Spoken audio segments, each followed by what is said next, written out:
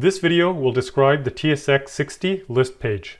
This list is composed of 60 prominent industry-leading Canadian companies. The Canadian S&P Index Committee is responsible for determining which 60 companies are included in this list. By default, companies are listed from highest dividend yield to the lowest dividend yield. However, you can click on this small arrow here to sort the list from low to high, or click on it again to sort from high to low.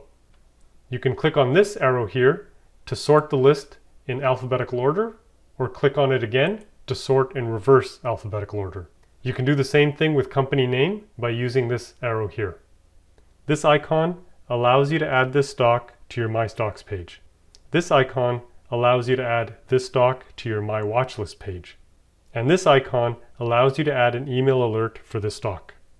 However, access to these three icons is not available to users with this type of account, the SI Course account.